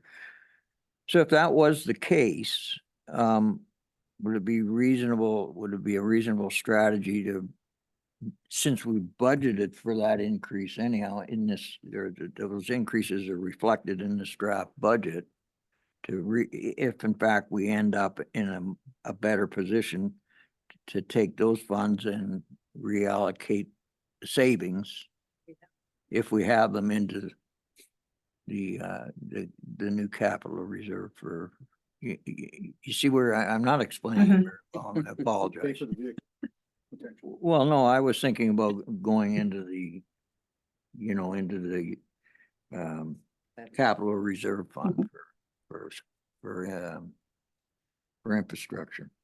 Absolutely. Yeah, absolutely. We have to adjust all those when we get all of those external levies. Generally, what we've done in the past is those changes have gone straight to the tax rate. But if you want those changes to go to the new infrastructure contribution, we can definitely work that into the plans. Yeah, it's just a suggestion. I just want to know. My understanding is that the finance committee actually suggested that any transfers to reserves at the end of this year would go into the infrastructure. Am I misunderstanding that? I think their request, your worship, was if there was surplus funds that it be directed to an infrastructure reserve dedicated for future infrastructure replacement. So if we sort of did the combination. So when the actuals come in on the levies, hopefully there'll be some good news and we put that towards. No, we already had one piece of good news, so maybe we get a few more and then. So I think, your worship, what I'm hearing is if there's opportunities to, perhaps I don't want to put words in Councillor Fellner's mouth, but what I'm hearing is if we establish the tax rate and if there's any savings between now and when those numbers are finalized, if there's any additional funds that are being captured, we can allocate those towards the infrastructure reserve. The one thing I would encourage council to consider is to still establish a percentage that, we need to know what, I think I don't want to again speak on behalf of Michelle, but having an understanding of what is coming into the reserve this year and in future years helps financial forecasting for 5, 10, 20 years out. So while we can always add additional funds if they become available, establishing a percentage that we can look to see some routine with year after year would be ideal, I think, from a reporting perspective and from a forecasting perspective. And I think I see Michelle nodding in agreement there. So always nice to say, yes, we found a few extra dollars, let's put it into the reserve, but we would really hope, and I think the recommendation, coming from the asset management plan and coming from the finance committee was to establish an annual contribution rate. Counselor Getty. I was just going to remind council that in fairness to Michelle, with the levies, final levies coming in, the OPP levy has gone down, but Jason and I have been speaking with the changes to the Police Services Act coming in and the formation of a West Perry Sound Police Services Board, that all of the participating municipalities will incur some cost to the running of that. And at this point, we still do not have any idea what they will be. So where some may go down, it's anticipated that one of them will go down. Where the OPP levy has gone down slightly, it may end up being actually higher than what it is. And those processes are actually running right now in lockstep, close to what Michelle's timeline is for those final levies in April, May, and the implementation target is April. So we may have a better idea, all coming in at the same time. Thank you. Counselor Bazinski. Well, I just like to make a recommendation, and it goes against my Scrooge-like nature, but I think we really have to look at 1.5%. 1%, as Michelle said, is $260,000, drop in the bucket. I was at the Humphrey site today dumping some garbage, and the TransStores, I mean, they're rotting out, and you know, I don't know what one TransStore costs, but if we don't start putting some money away for capital improvements, it's going to mean a massive tax increase at some point down the road, which we don't want. Thank you, Councillor Brzezinski. I earlier today handed you a copy of the asset management plan. And I'll just remind council that it identifies over the 30-year horizon a $171 million funding gap. That doesn't mean that we need to do $171 million worth of work. It just means to maintain a very specific level of service. That's the funding gap. We also saw the roads needs study presentation just about a month ago, made a recommendation of, if I remember correctly, $5.7 million a year in infrastructure improvements on our roadway network. We don't have that money in place today. We've got to start somewhere, and that's why this recommendation is before you. And I think every penny that you feel that your constituents in this community can afford to put into this is going to save many, many dollars down the road when we don't have critical failure of our infrastructure. Okay, just like I did on the library. I guess I would like to see us with a 1.5 if we can squeeze it. And I would love to see the next iteration we get have a 1.5. But I think I hear you also saying, give us a target tax rate as well as that. Is that what you're asking for? Like the finance committee suggested 4% tax rate with 1 to 1.5. Can we give you, is that what staff needs? Target 1.5 contribution, but try and stay close to 4? Is that actionable direction? I need Michelle to answer. I'm just looking at my numbers. As it stands right now, with the budget that we have, that would put us at a 4.6% combined rate. Now, obviously, if there's any savings, we can apply it against that. But when you take what the current budget is, add in the full 100% library ask and the 1.07, which is the 1.5 on the combined rate, that's got us at 4.6%. And I guess that's a question to council. Are you comfortable going to your ratepayers with a 4.6% tax increase versus last year. That does not include July hiring of 2 new people.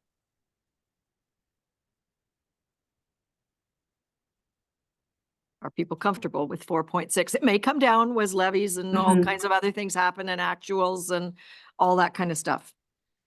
But we have to be able to say to staff, work towards that or better. I'm okay with it. Counselor Get, okay, sorry, just a sec, Ted, Counselor Getty. All right, thank you, Madam Mayor. The 1.06 that Michelle gave is actually 1.5% on the municipal rate. It's an overall of 1.06. If we were able to hire the 2 full-time staff in July with no vehicle, that takes us to just slightly over 4. We're 3 point, no, actually, we'd be under, sorry, 3.94, which keeps us at below the tax rate that the finance committee was looking at, that we had given direction to Jason for. And nobody wants to raise taxes, but based on the numbers from Michelle, I think it's an average of $136 per household. And if we're looking at $136 per household and we're able to improve the quality, the level of service that we are giving in regards to the roads and waste, as well as planning for the future, the easy thing to do would be to kick the infrastructure deficit funding down the road for councils or whoever's here, sitting here in 5 or 10 years. And quite frankly, that's probably what's got us into this a little bit. So I think personally, I'm good with 1.06, which is 1.5 to the municipal tax rate. Puts us in at the number that, I can't remember the number that Michelle gave us, but allows us to keep our overall tax rate at just under 5%. Thank you. But that, okay, just so I completely understand, that includes July hiring of 2 with no truck. So we need to know if 2 without a truck helps. Because if it doesn't, I've spoken to Tom just via messaging here in the meeting, and he will take whatever he can get to help make it work. They'll be on a bicycle. I won't quote him exactly, but it's something about hauling them around on his back if that's what it takes. He'll make it work. Okay. What I'm hearing from Councillor Getty, do our best to save where we can. Put 2 new employees in July without a truck. Aim for 4, but consider the 1.5% contribution to be in addition to wherever we end up. Is that basically what you're saying? I think you have to differentiate 1.5% in the municipal tax rate. Yeah. Okay, thank you. So can I just? Make sure you understand and I understand. Exactly. So the budget that was presented was a combined, and I'm going to go with combined rates, just so that we're all talking about the same thing, was a 2.96 combined rate increase. The library adds a 0.56 to that. Your 2 staff being hired July 1st adds 0.42 to that. That brings you to just under 4. If you then add the 1.5% municipal rate increase for the infrastructure contribution, that brings you to 5.01. Perfect. And then, of course, if there's any savings, we would bring that down. 0.1. Councillor Getty? That's about as close as we can get to 5. And I will challenge our CAO to find 0.1. Thank you. Councillor Bazinski. So Michelle, does that also then include the education part or? Yes, So that's the bottom line combined. Everything. that's correct. If the levies come in about where she's guessing. Yes. Okay. I'm comfortable. And I think there's a very, very clear message that we need to send to our taxpayers that we are investing in the future. I agree 100%. Counselor Fellner. Okay. Just so Let's I'm not go clear in my backwards own, now. just so I'm clear in my own mind here, because this thing was getting a little convoluted. So what we're I love saying, or budgets. what Counselor Getty's saying, and you, Mayor, Madam Mayor, is that if we establish a 1.5% capital gains reserve for asset management and add 2 full-time staff to Public Works mid-year, that will result in a tax increase 5%. Is that, am I correct? And is that where this conversation sort of? Yes, and that works out to the average household of $136, $136 tax increase overall Yeah, for the average household. Thank you. I don't have that. I think, Yeah. am I hearing Thank you. general consensus that this is the way we want to go? Yep. I see Ted nodding. Yep. Obviously, if we could get it to 5, it would be a easier sell. But I think the other piece is the communications associated with it are going to be very, very critical. Whether it's in the tax bill newsletter or wherever we put it, that this council is not kicking infrastructure down the road for future. Do you have what you need? Because we haven't finished your list here. The remainder of my list was just sort of confirming that council felt comfortable with the capital projects that were identified and that, you know, with a new strategic plan, that there was alignment to the strategic plan. And I think one of the keys here is what I just heard is this council in this budget is very interested in investing in the future and investing in infrastructure, which is a significant component of your strategic plan that you just recently adopted. So unless there's any specific questions or comments about capital projects that you'd like to see shifted around, when I say we, the whole senior management team has provided Michelle with a ton of input onto what we feel is not only required from the capital program, but also what is manageable from the capital program, meaning we don't have a list of projects that we want to undertake that we don't have any intentions on actually starting. So if we can't get to it, we're not going to include it in that budget. But again, we just want to make sure that council's had an opportunity to review that and provide any feedback. I haven't heard anyone. There was no questions about very specific capital projects. So barring any further comments, I think we have what we need to go back and refine, and we'll certainly circulate some feedback back to council if we are running into any unforeseen issues between now and the 18th. The only comment I will make, just so that we're all on the same page, because this has come up this year, specifically with the Trails Coordinator position, where we hired the Trails Coordinator position last year, mid-year, and funded that portion of the year. The full year impact is being realized now in 2024. So what that means for those 2 public works staff that we were talking about, we hire them in July. We've approved basically Half a year. Conceptually here, we're talking about approving half a year's worth of salaries. We're not hiring them on contract. We're hiring them as full-time employees.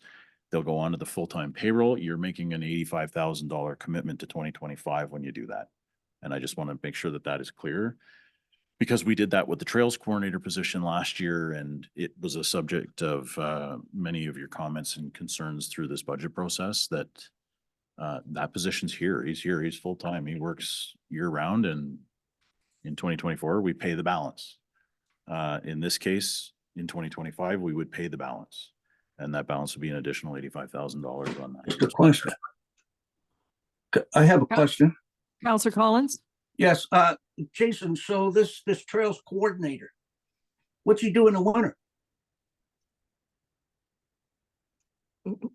Yeah, you wanted to answer it? No? Or is this like, if he's full-time, he works in the winter, but he's not working on the trails then in the winter? I see Dominique's here. She can explain his roles and responsibilities for the winter. Oh. So we actually turned our usual winter contract person into the full-time position. So in the winter months, this person is plowing snow or snow blowing snow. And in the summer months, he's trails coordinator. All right. That's what yep. Thank you for explaining that, Dominique. Thank you. I have one request on the next version of the budget. Can you please put page numbers on it? So we can refer to what's on page 1 or page 2, so that we don't go flipping through it. It would just be easier to refer to things. Thank you. Michelle, do you have what you need? I believe I do. Thank you. Okay, thank you, everybody, for getting into it. And I think, as tedious as it was, asking all the questions educated all of us. Yep. Okay, where am I? Hang on.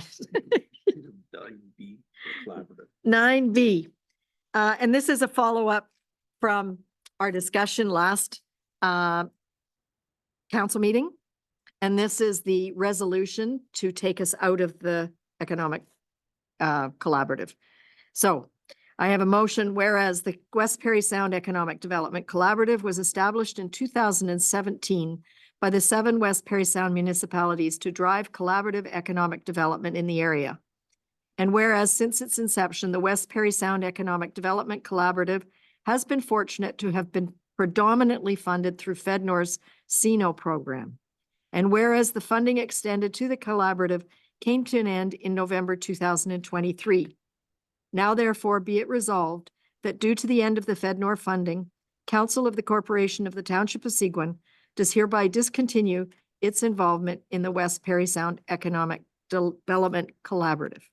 Could I have a mover? I'll move that. Okay, Ken, all in favor? Thank you. Oh, Ted, do you have something to add?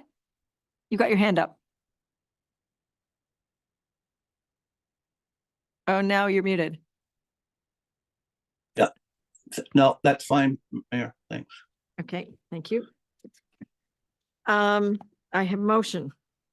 Oh gosh, another one. Whereas the Council of the Corporation of the Township of McKellar entered into the West Perry Sound Recreation and Cultural Center Joint Municipal Service Board Agreement, together with 5 other municipalities on September 10th, 2021, and it is attached as Schedule A. And whereas Council of the Corporation of the Township of Seguin recognizes the benefits that the West Perry Sound Recreation and Cultural Center will bring to the West Perry Sound area. And whereas the Council of the Corporation of the Township of Seguin recognizes the importance of collaborating with all area municipalities.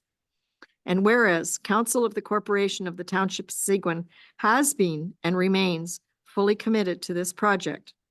And whereas the Township of Seguin is a significant contributor to this initiative. And whereas Council of the Corporation of the Township of McKellar has passed a resolution seeking release from the West Perry Sound Recreation and Cultural Center Joint Municipal Service Board and its agreement in accordance with section number 23 of that agreement. Therefore, be it resolved that the Council of the Corporation of the Township of Seguin does not support the Township of McKellar's withdrawal from the West Perry Sound Recreation and Cultural Center Joint Municipal Services Board and the agreement. And further, be it resolved that this resolution be forwarded to all West Perry Sound municipalities. Could I have a motion to that effect? Terry and Ken, all in favor? Thank you.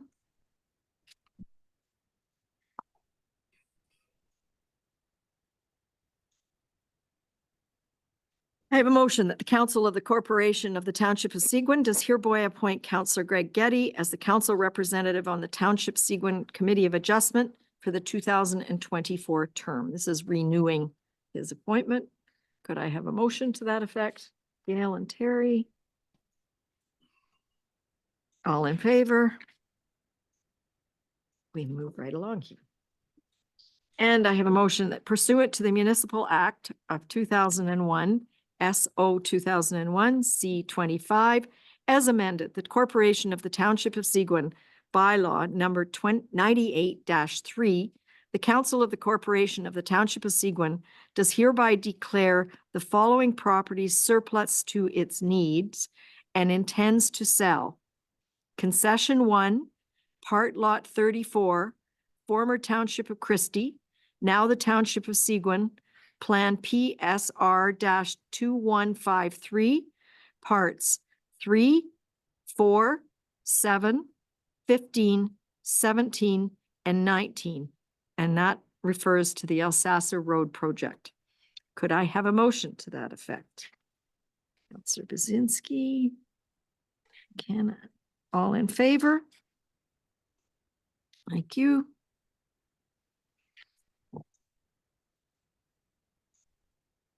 And I have a motion, whereas the Township of the Corporation of the Township of Seguin recognizes the good work that the Near North Crime Stoppers has done in our communities, and whereas every January Crime Stoppers Month is recognized around the world for the organization's positive impact on its communities.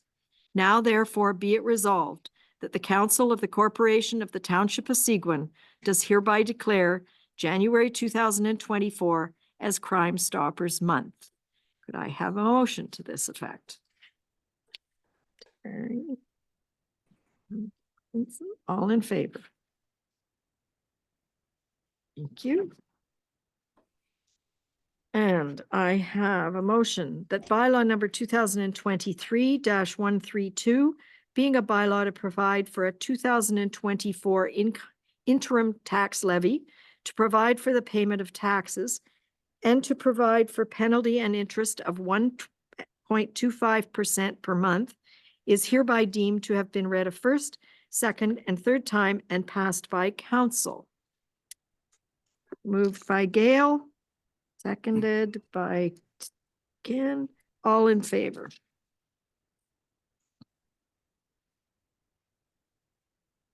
And we go to council reports. Let's start with number 1. Over to you, Ken.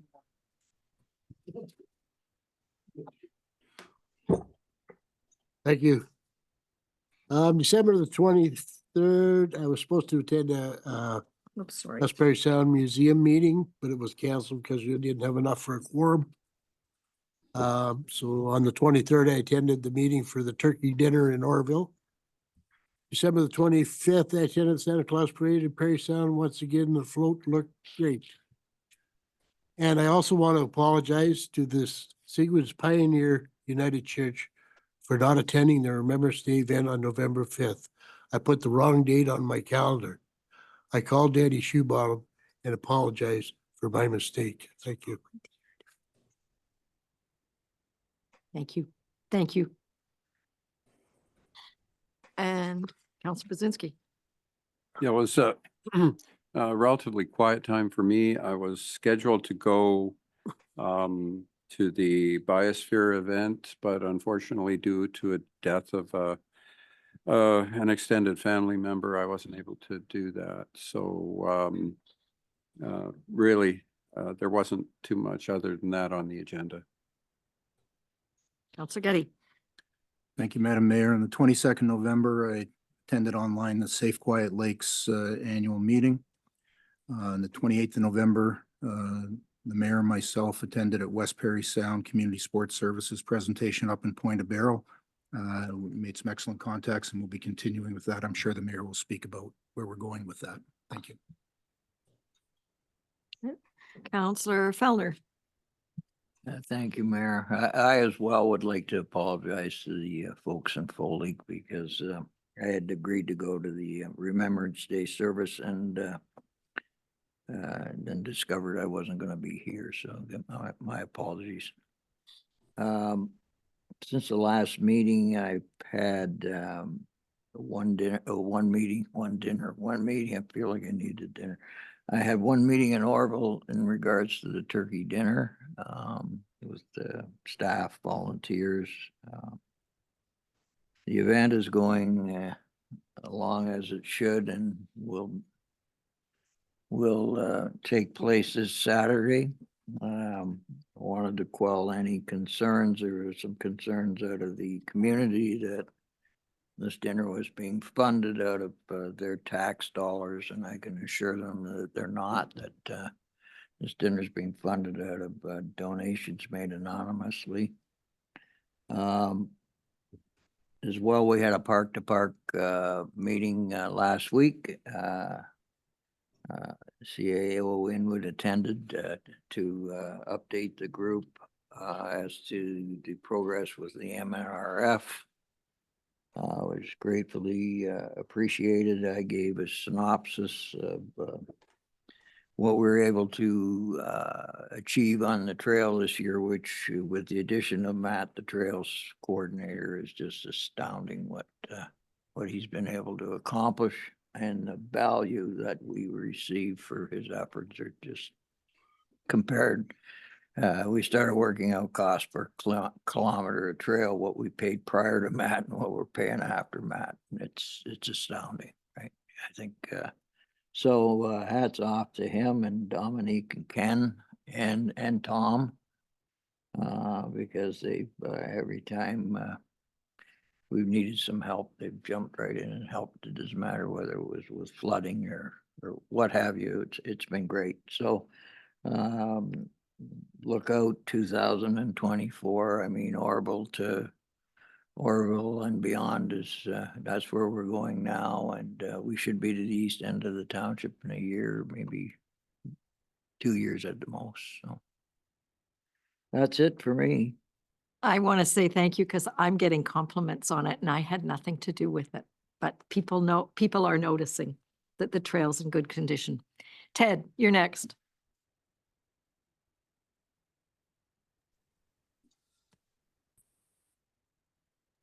Thank you, Mayor. I had a quiet last week. Nothing, 0 meetings. I was with Delbert today, who's the kitchen lead chef over at the community center. We were going through the kitchen to make sure we had all the necessary items for cooking and all the essentials and so on. I'll be meeting him again tomorrow, and I'll be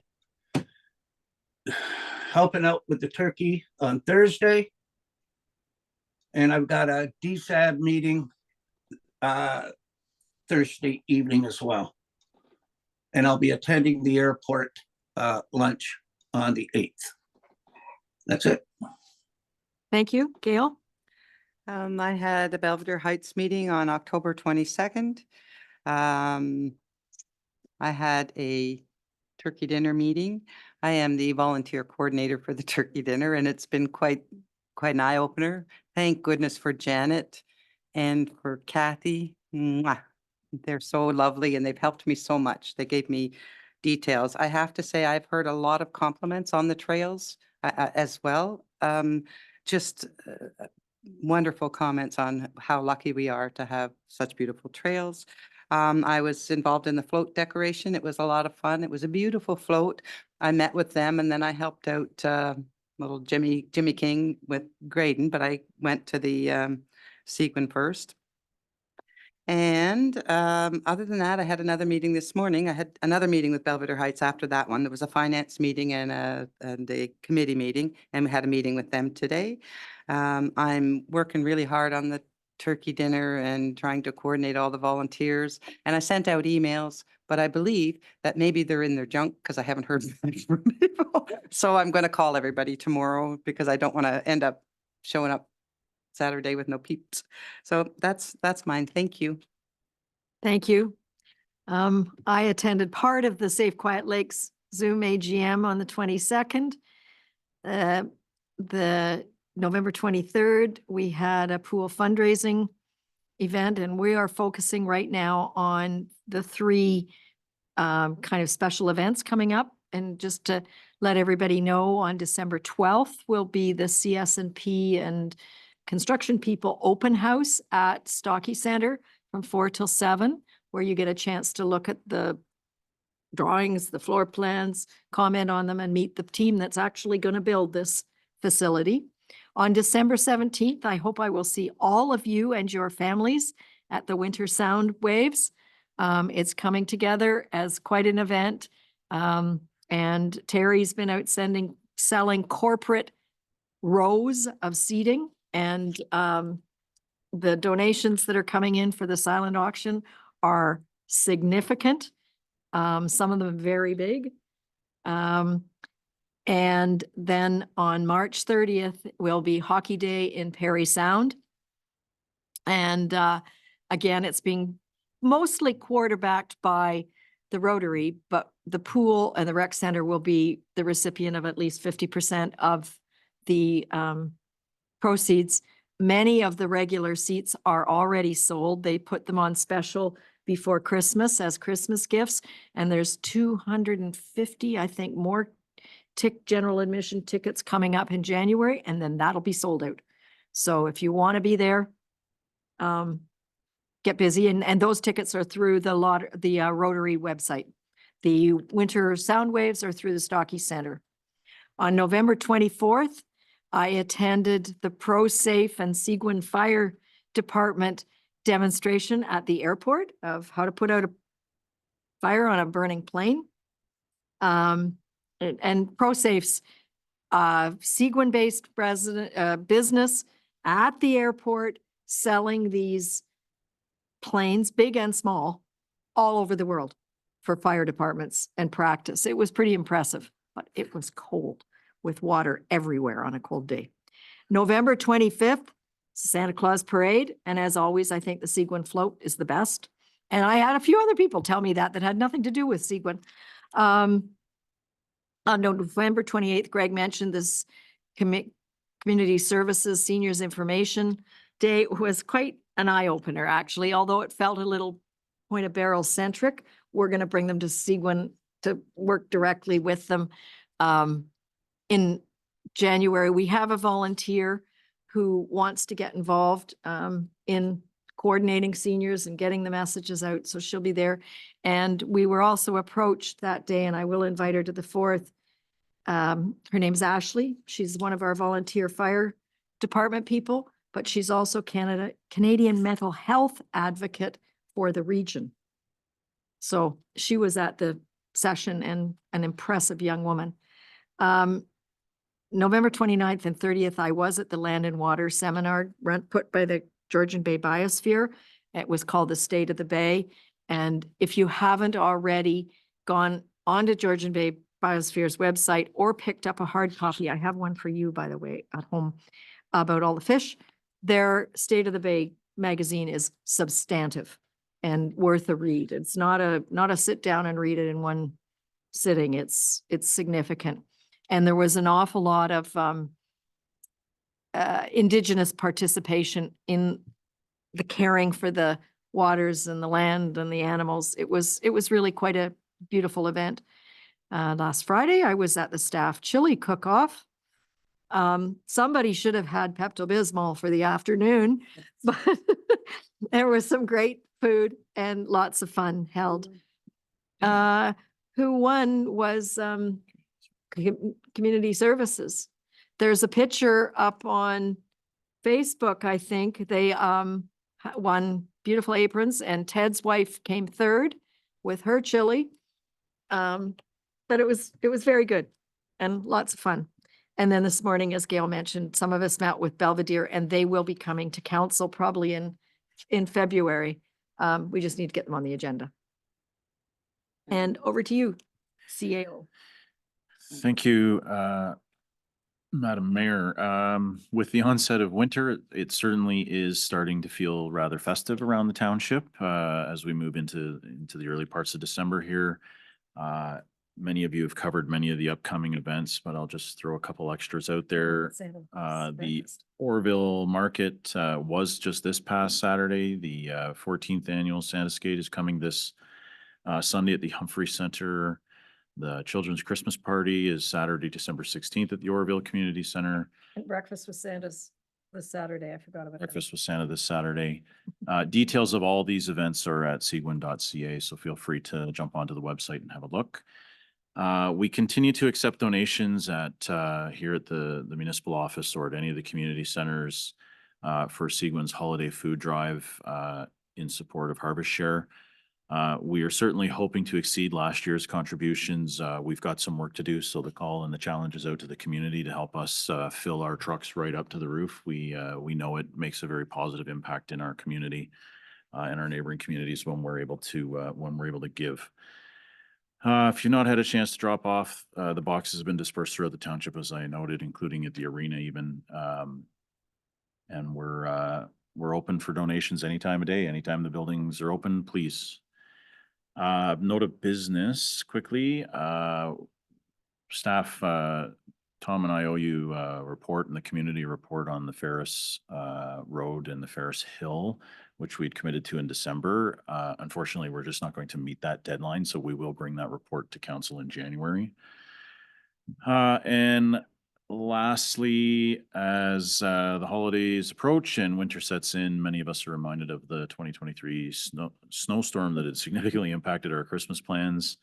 Now is a great time to remind our community to get those winter tires on, avoid parking on the township roads, monitor road conditions, and have a 72-hour emergency kit on hand at home. Protect yourself in all circumstances. Under all training we've ever did, it says your first 72 hours, you need to be able to take care of yourself.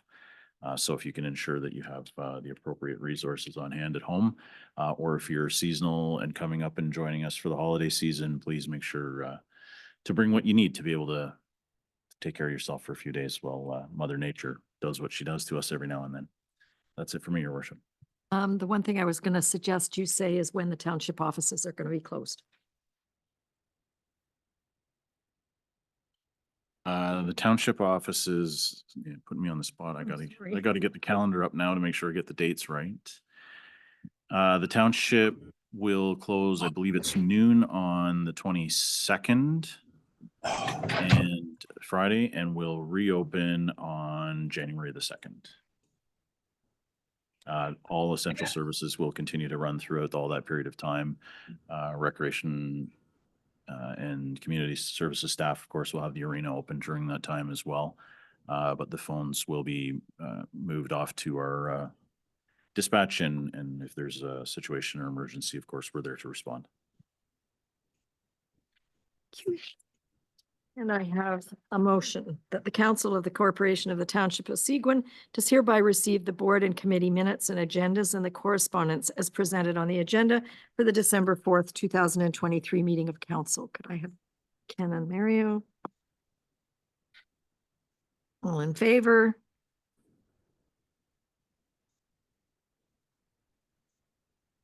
And I have a motion that the Council of the Corporation of the Township of Seguin does hereby proceed to a closed meeting at 4:41 p.m.